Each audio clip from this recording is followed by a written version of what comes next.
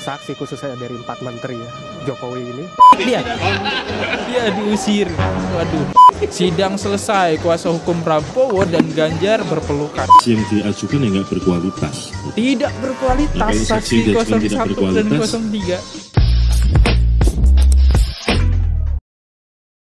Oke, halo guys, kembali lagi di channel FKR Project yang selalu memberi kalian konten-konten yang menarik dan aktual tentang kasus-kasus yang lagi viral maupun sedang trending di sosial media. Ya, topik yang pengen gue bahas kali ini adalah topik Rafli Harun yang tidak terima tentang 4 menteri yang dihadirkan. Padahal kita tahu dia yang meminta 4 menteri dihadirkan, teman-teman ya. Tetapi saat menteri dihadirkan, loh kok gak terima dia? Katanya menteri-menteri ini bohong. Waduh, mari kita lihat videonya seperti apa. Buat teman-teman yang baru mampir, jangan lupa guys kalian bantu gue dulu dengan klik tombol subscribe-nya. Yang udah klik tombol subscribe, gue ucapin banyak-banyak terima kasih. Yang belum subscribe, dan jangan lupa juga kalian tinggalkan jejak dengan cara kalian bisa berkomentar, like, komen, share, dan aktifin juga tombol loncengnya. Dan buat teman-teman yang pengen mensupport channel ini, teman-teman bisa langsung aja klik super thanks.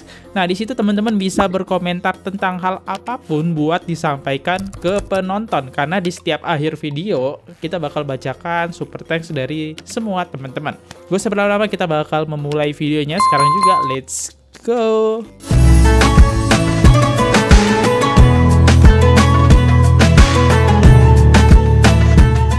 Mengatakan bahwa pemanggilan 4 menteri dari Kabinet Indonesia Maju ini menjadi bumerang begitu bagi kubu 01 dan kubu 03. Setelah persidangan tadi, apakah demikian, merasa seperti ini atau bagaimana? Tidak. Kenapa tidak? Saya mengatakan kalau misalnya kita berharap bahwa apa tuh yang diharapkan? Menteri ini ngomong sejujurnya, ya nggak mungkin. Karena kita harus pahami ya, dia adalah pembantu presiden dan mereka ngomong kan tadi sendiri ngomong atas arahan presiden. Karena itu ya nggak mungkin lah mereka ngomong bansos itu untuk cawe-cawe Jokowi. Ada aja Rafli Harun ini, dia yang minta menteri-menteri dihadirkan. Giliran menteri-menteri dihadirkan tidak sesuai harapan dia, disebut menteri-menteri ya apalah, paling bawahan Jokowi. Gak mungkin mereka jujur, dikira menteri-menteri bohong gitu. Mending dengan bukti ya, dengan bukti kan enak gitu. Oke, lanjut. Kemudian bansos itu untuk memenangkan paslon 02, nggak mungkin. Tetapi kita harus bisa lihat reading between the lines. Jadi kita harus bisa membaca di antara kalimat-kalimat yang mereka ucapkan. Nah, sebagai paling contoh bisa misalnya, membaca. Apa tuh? Ada hal-hal yang barangkali tetap bisa kita katakan sebagai konspirasi kejahatan untuk memanfaatkan bansos dalam momen pemilu. Misalnya soal timing pencairan, timing penggelontoran. Itu kan rata semuanya kan sebelum Februari. Misalnya contoh cash 3 bulan dibayarkan sekaligus. Baik. BLT ya. 200.000. Lalu dicairkannya pada bulan Februari. Pertanyaannya adalah why Februari? Kenapa Februari? Di awal Februari. Bansosnya dibagi-bagi Padahal ya. Biasanya Maret. Kampanye, iya. Karena kan kalau kita lihat siklus anggaran, ada anggaran-anggaran yang mungkin mendesak bisa dikeluarkan sekarang. Tapi ketika mengeluarkan Februari dan 3 bulan rapel, itu nggak masuk akal. Nggak masuk akal. Lalu perencanaan bahwa bansos ini diperpanjang sampai Juni. Paham nggak maksudnya apa? Karena apa Juni tuh? itu putaran kedua. Baik. Ya, jadi lalu ketika misalnya Juni putaran kedua dan ketika dianggap sudah menang putaran pertama, Jokowi bilang belum tentu ada realisasikannya lagi untuk setelah ini kan. Nah, itu menunjukkan. Bentar, gue bantah ya. Jadi perasaan kemarin di persidangan itu disampaikan bahwasannya bansos ini dibagi-bagi ya tentu saja atas kesetujuan DPR ya. Sorry kalau misalnya salah, tapi setahu gue sih bansos ini mau dibagi-bagi ya tentu aja atas persetujuannya DPR kalau emang ada bagi-bagi bansos ya. Lanjut. Tunjukkan bahwa termasuk juga peningkatan realisasi bansos di Januari tahun ini dibandingkan tahun lalu. Tahun lalu realisasinya cuma 3,88 triliun. Sekarang 12,45 triliun. Coba naiknya berapa triliun? Padahal kalau kita kaitkan dengan sebelumnya kurang lebih sama juga begitu. Kalau kita kaitkan dengan misalnya pasca COVID, harusnya realisasi yang 2022 dan 2023 lebih banyak dibandingkan 2024 Januari. Jadi banyak indikasi-indikasi yang mengatakan bahwa sesungguhnya bansos ini memang instrumen untuk memenangkan pemilu, baik yang melalui perlinsos, ya kan, maupun saya duga yang automatic adjustment tersebut, yang potongan 5% dari kementerian dan lembaga. Dan inilah uang yang bisa dideploy setiap saat untuk kepentingan presiden. Rafli Harun intinya dari video ini dia tidak puas atas penyampaian di MK 4 Menteri. Padahal udah buka-bukaan tuh, data semua ada di buka-bukaan. Masih dibilang ya 4 Menteri ini kurang buka-bukaan lah, kurang jujur kata Rafli Harun ya. Ya mau kamu habisi Rafli Harun ya. Oke, lanjut lagi. Setransparan itukah kalau dari... Iya, sekarang saya tanyakan kepada Anda. Let's say pembahasannya transparan, anggarannya legal. Iya, udah transparan, kemudian tepat sasaran. Legal, tepat sasaran. Kira-kira masih bisa nggak digunakan untuk memenangkan paslon 02? Kan masih bisa. Curiga aja Rafli Harun ini. Ketika membagikan bansos, katakanlah bansos itu legal sesuai dengan peruntukan anggaran dan lain sebagainya, tapi dia kampanyekan itu dari Jokowi, terima kasih Pak Jokowi dan lain sebagainya, kan begitu. Ya wajar. Jadi kan dananya Jokowi, dana operasional Jokowi. Bentar gini. Jadi Rafli Harun bilang ada bansos yang tulisannya Presiden Jokowi. Itu kalau nggak salah Bu Sri Mulyani bilang itu emang dari dana operasional presiden. Ya jadi nggak salah lah. Jelas-jelas itu dana presiden yang dipotong buat masyarakat. Seharusnya bukan buat bansos ya, tapi buat masyarakat yang suka-suka dia. Kenapa Rafli Harun ini nggak suka ya? Kalau sudah legal, kalau dananya sudah dibahas, presiden sendiri, itu sah. Ya sah kalau tidak dimanfaatkan untuk pemenangan. Tapi kalau dimanfaatkan untuk pemenangan, nah itu tidak sah.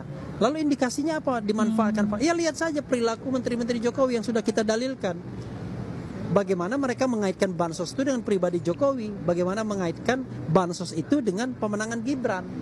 Lalu kemudian orang bilang, tapi efeknya tidak besar. Kita tidak bicara efeknya, tapi kita bicara perencanaan kejahatan. Karena bansos hanyalah satu instrumen. Instrumen lainnya macam-macam, pengerahan aparat desa, mobilisasi aparat desa, bahkan mengancam mereka yang tidak mau ikut dan lain sebagainya. Jadi instrumen untuk memenangkan paslon 02 dari istana itu banyak, dan bansos hanyalah satu instrumen. Nah, gitu. Jadi kalau misalnya dibilang wah kecil pengaruh bansosnya, mungkin saja. Ternyata yang lebih besar money politicsnya mungkin. Dari mana money politicsnya? Emang kekuasaan tidak punya uang untuk melakukan money politics. Jadi ada hal-hal pengerahan. Emang pengerahan begitu saja tanpa dilengkapi dengan bansos dan money politicsnya. Ingat, money politics itu gila-gilaan sekarang, bisa 300 ribu, 500 ribu. Dan itu kan cerita yang kemana-mana. Dan money politics salah satu yang kita dalilkan juga. Gitu, walaupun kita tidak buktikan di sana, karena waktunya 1 hari membuktikan apa kita. Tapi alasan lagi dalam waktu 1 hari. Selama ini kamu berkampanye, ngapain aja Rafli Harun kalau nggak nyariin bukti? Malah ikut demo. Kita tahu kan jejak digital Rafli Harun kan, ikut demo. Itu kalau kamu nggak nyari bukti ngapain coba? Malah ikut demo ya. Rafli Harun nih suka banget. Ini adalah kita berusaha melakukan pendekatan yang saintifik gitu. Baik, terakhir mungkin. Iya. Terakhir mungkin. Ini berarti kesaksian dari 4 saksi, khususnya dari 4 menteri ya, Jokowi ini, apakah akan mempengaruhi nantinya? Saya kira netral saja mungkin. Maksudnya apa? Cuma netral cara aja? Kita membacanya yang akan berpengaruh pada hakim. Cara hakim membacanya yang akan berpengaruh. Karena kalau kita misalnya hanya melihatnya dari keterangan yang formal seperti itu, formal, ya kita akan mengangguk-angguk. Tapi coba kalau kita kritis, reading between the lines, dan yang kedua dengan teori saya. Kritis. Teori apa tuh? Semuanya benar dan legal, it doesn't mean itu tidak bisa digunakan. Justru semakin benar dan semakin legal, makin bisa digunakan. Karena ada legitimasinya. Gitu. Ya. Gitu. Oke, baik. Terima kasih ya Bang ya. Iya, oke. Iya. Apakah memang ya Ya inilah salah satu pendapat menteri lagi pengacara dari Refli Harun ya. Curiga aja bawaannya. Cobalah berpikir positif. Tapi kalau misalnya dia positif ya dia nggak bakal jadi pengacara sih. Langsung persidangannya langsung dinyatakan kemenangan ya. Ya wajar ya. Jadi dia curiga aja bawaannya. Padahal udah dihadirkan. Dan kita bisa lihat nih ya alasan Refli Harun kenapa dia curiga sama 4 menteri. Ini ada jejak digital ya ditampilkan ya. Ya, mudah-mudahan apa yang diperjuangkan ini bukan hanya untuk kepentingan pasangan calon, tapi memang kepentingan untuk demokrasi Indonesia. Salah satu yang meyakinkan saya adalah saya tidak mau dipimpin oleh presiden dan wakil presiden yang curang. Apalagi presiden yang terlibat atau wakil presiden yang kemudian menjadi persoalan yang terus-menerus kita perdebatkan. Karena memang KPU dan kita semua seperti kata Bung Rocky melanggar satu undang-undang yang kita lupa, yaitu undang-undang tentang perlindungan anak. Makasih. Ya intinya kita bisa garis bawahi sih sebenarnya dari pernyataan Refli Harun kenapa dia begitu ketat banget, begitu pengen Prabowo Gibran ataupun didiskualifikasi, nggak bisa diikut pemilu, karena emang kita bisa lihat Refli Harun ini sangat tidak mau ketika ada nama Prabowo dan Gibran di situ ya, dipimpin oleh mereka. Ya kenapa kamu nggak Refli Harun nggak pindah negara aja sih? Kan nanti nggak dipimpin tuh sama mereka. Ya nggak apa-apa ya, nggak apa-apa. Refli Harun kritis, dia orangnya kritis ya. Dan kita coba lihat komentar netizen. Kalau Pak Prabowo dilantik jadi presiden gimana? Refli Harun mau kemana? Kita sama kan pemikirannya kan. Next, hehehe lucu aja dengarnya. Lantas Anda mau kemana kalau Prabowo presiden kami dilantik nanti? Sirik aja Refli Harun ini ya teman-teman. Next, bukan hanya kepentingan calon, tapi juga kepentingan saya untuk mendapatkan jabatan Menteri BUMN atau minimal jabatan komisaris untuk BUMN yang dihilangkan Pak D. Jokowi.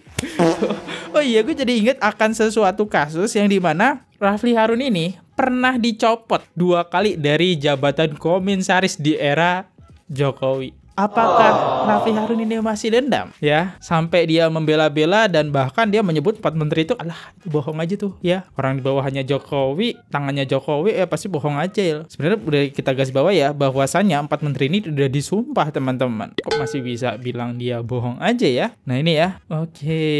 Inilah sosok Refli Harun ya, udah dicopot nih 2 kali di era Jokowi. Kalau begitu Gibran masuk lagi ya otomatis sih nggak dapet jabatan ya. Oke, ini hanya dugaan ya. Jadi ini hanya ya duga-dugaan aja teman-teman. Gimana menurut teman-teman ya? Next. Ada hal yang menarik loh, selesai persidangan. Waduh, detik-detik Refli Harun diusir tim hukum 02 saat Prascon kena usir. Hahaha. Refli Harun baru sadar bahwa dia kalah, mau coba gabung kali ya. Oke, ini parah sih ya buat konten.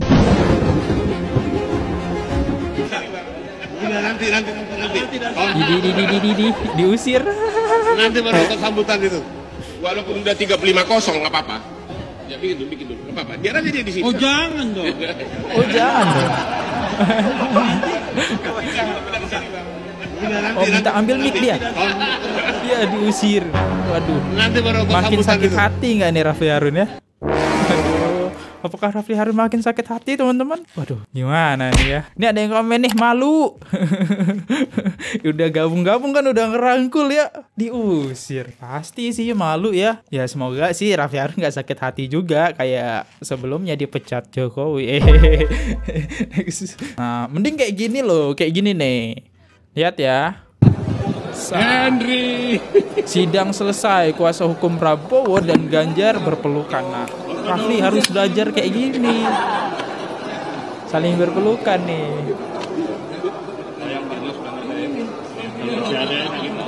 Ini hey. 20 menit kita sini, kita kumpulkan dulu ya. Oke, nah ini 03 berpelukan nih sama 02. Nah 01 mana nih?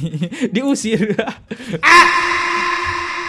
Tahap closing statement tim Prabowo Gibran karena sidang ini berakhir. Oke, sidangnya udah berakhir ya teman-teman. Karena ini sidang terakhir kita dan tinggal tunggu putusan. Oke. Mohon izin Pak Ketua, atas nama tim Prabowo Gibran yang ada di sini semuanya dan sudah hadir, kami mengucapkan terima kasih kepada teman-teman wartawan yang betul-betul bersusah payah menunjukkan komitmen kuat. Jam 7 pagi sudah ada di sini, terus mengupdate semua berita-berita sehingga masyarakat bisa mengetahui perkembangan sidang di MK ini. Terima kasih kepada kalian semua, dan kami juga mengucapkan terima kasih juga kepada semua para pihak, termasuk pemohon 1, pemohon 3. Semuanya kan ini kan kita para lawyer, kita bisa berbeda pendapat di persidangan, tapi persaudaraan silaturahmi tetap harus terjaga. Dan kami tetap respect kepada pemohon 1, respect pada pemohon 2, respect pada KPU, respect definisi kepada pengacara Bawaslu, legend, respect pada semua pihak, dan hormat kepada majelis Mahkamah Konstitusi yang mulia. Terima kasih. Ya, bertemu ya. Belum selesai aja nih. Kita harus dengerin tanggapan dari KPU, teman-teman. KPU sebut saksi kubu Anies dan Ganjar tak berkualitas. Parah banget ya. Oke, kita dengerin ya. Warahmatullahi wabarakatuh. Waalaikumsalam. Teman-teman jurnalis yang kami hormati, sebagaimana kita ketahui dapat dinyatakan sebagai pemenang pemilu presiden, itu harus memperoleh suara minimal ada 3 kali. Pemilu nomor 7 2017. Hasil pemilu yang dimaksud hasil adalah sengketa perolehan suara. Nah, oleh karena itu ketika pertama kali kami pihak KPU membaca, mempelajari pokok perkara permohonan nomor 1 maupun permohonan nomor 2, di dalamnya kami tidak mendapati sama sekali dalil tentang selisih suara antara masing-masing pasangan calon. Juga tidak ada kami menemukan misalkan selisih suaranya itu di TPS berapa, di kecamatan mana, kabupaten mana, tidak ada sama sekali. Sehingga dengan begitu sampai dengan pemeriksaan terakhir ya, hari ini pemeriksaan pembuktian, tidak ada sama sekali yang kemudian menceritakan tentang suara kami di TPS sana mestinya sekian tapi ditulis KPU sekian. Sama sekali tidak ada. Gak ada ya. Nah, oleh karena sampai persidangan selesai. Sebagaimana sama-sama kita saksikan majelis hakim pasti akan mempertimbangkan situasi ini, mempertimbangkan fakta-fakta di dalam persidangan. Sekali lagi, yang dipertimbangkan adalah fakta alat bukti yang dibawa dalam persidangan, bukan bunyi-bunyian yang ada di luar persidangan. Dan kita sama-sama melihat dalam persidangan, misalkan masing-masing pasangan calon tim hukumnya mengajukan ahli atau menghadirkan saksi. Itu majelis hakim bertanya kepada sesama sejawat hakim. Dari meja hakim akan ada yang mengajukan pertanyaan, bisa kita setel lagi video live streamingnya. Oke, di setel lagi. Kenapa tuh? Pemahaman kami, hakim-hakim juga gak tertarik memeriksa saksi lebih lanjut, gak tertarik memeriksa ahli lebih lanjut. Jadi bisa dikatakan saksi yang diajukan yang gak berkualitas. Tidak berkualitas. Nah, saksi 01 dan 03. Sekali lagi, tentu itu yang akan dipertimbangkan oleh mahkamah di dalam persidangan. Yang dipertimbangkan adalah fakta persidangan yang diajukan di dalam persidangan, bukan di luar persidangan. Bukti ya. Kami dari KPU berusaha untuk mempertahankan apa yang dikerjakan oleh KPU berkaitan dengan perolehan suara, diantaranya misalkan alat bukti, formulir D hasil di tingkat kecamatan, formulir D hasil di tingkat kabupaten. Jadi formulir D tingkat kecamatan sebanyak 7.277 kecamatan, kemudian formulir D hasil di tingkat kabupaten di 514 kabupaten kota, dan formulir D provinsi di 38 provinsi kami sampaikan sebagai alat bukti, dan kami berikan keterangan apakah ada selisih atau tidak, apakah ada catatan keberatan atau tidak, apakah ditandatangani atau tidak oleh masing-masing saksi. Ini sebagai cara kami untuk berbicara di dalam persidangan. Saya kira itu, dan kami meyakini Majelis Hakim Mahkamah Konstitusi pasti mempertimbangkan apa-apa yang didalilkan, apa-apa yang dibuktikan oleh masing-masing pihak, termasuk apa yang dijawab oleh KPU sebagai termohon, apa alat bukti yang diajukan oleh KPU sebagai pihak termohon dalam persidangan ini. Saya kira itu yang dapat kami sampaikan. Terima kasih. Assalamualaikum. Oke. Assalamualaikum warahmatullahi wabarakatuh. Waalaikumsalam ya warahmatullahi wabarakatuh. Jadi udah terjawab sih sebenarnya kenapa ketua KPU, ketua Bawaslu tidur di dalam persidangan karena saksi dan ahlinya tidak berkualitas ya. Karena nggak ada sangkut pautannya sama mereka. Kenapa sih gue harus diajak gitu kan? Ya karena nggak ada sangkut pautan sama mereka. Akhirnya mereka hanya ngedengerin dan itu membuat mereka ngantuk. Ya udah terjawab ya. Gimana menurut teman-teman? Apakah saksi 01 dan 03 sangat berkualitas sehingga membuat ketua KPU tertidur di dalam persidangan? Wah, gokil ya. Ya Rafli Harun, kamu harusnya membawa bukti kuat ya Rafli Harun. Tapi kita tidak melihat saksi-saksi kamu yang begitu kuat. Itu menurut tanggapan gue ya teman-teman. Kalau menurut kalian beda kan nggak masalah. Hanya opini ya. Oke, yang terakhir kita bakal bacain 3 top komen teratas dari konten sebelumnya. Karena tidak ada super thanks masuk, kita bacain 3 top komen. Thank you banget buat 1352 komentar yang masuk di sini.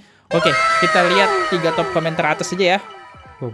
Ini top komennya kok banyak ya. Oke, dari Kyle Lavencia 2053. Akhirnya Bu Sri Mulyani ikut mencurahkan unek-uneknya. Tentu Ibu ikut merasakan sakit hati atas fitnahnya yang dialami Pak Jokowi. Oke, catat. Next. Siti Ropiati Setiawati 475. Bagus Bu, Meku Menteri Keuangan. Biar semua yang benci pemerintah Jokowi jadi terbuka hati. Cakep. Next. Ray Juremi 2215. Asli suara Ibu Sri Mulyani karena merasa jengkel dan marah terhadap orang-orang yang jahat terhadap pemerintah Jokowi. Oke, jadi suaranya Bu Sri Mulyani itu asli ya. Jadi ini gue membahas tentang Sri Mulyani mengungkap fakta uang yang dipakai Jokowi bagi-bagi bansos ternyata dana dari operasional Presiden Jokowi. Waduh, gokil ya. Ya, thank you buat 1352 komentar. Wow, gokil kalian ya. Makasih banget yang udah mampir ataupun nonton konten di sini. Thank you banget ya. Ya, gue harap sih kalian udah subscribe. Sambil untuk menutup konten atau mengakhiri konten ini, gue mau minta maaf dulu teman-teman kalau misalnya ada kata-kata salah ataupun kata-kata penyampaian yang kurang berkenan. So, sorry banget dan saya juga minta maaf kalau ada salah-salah kata, salah-salah pengucapan. Ya itu aja sih, saya sampai bingung. Thank you banget ya. Ini gue balas dengan cara klik love. Thank you. Oke. Saya Fadli di sini dulu. Sampai jumpa di next video. See you. Goodbye. Bye-bye. Oke guys, subscribe channel FKR Project. Jangan lupa kalian subscribe channelnya FKR Project. Subscribe channel FKR Project. Hai guys, jangan lupa untuk subscribe FKR Project.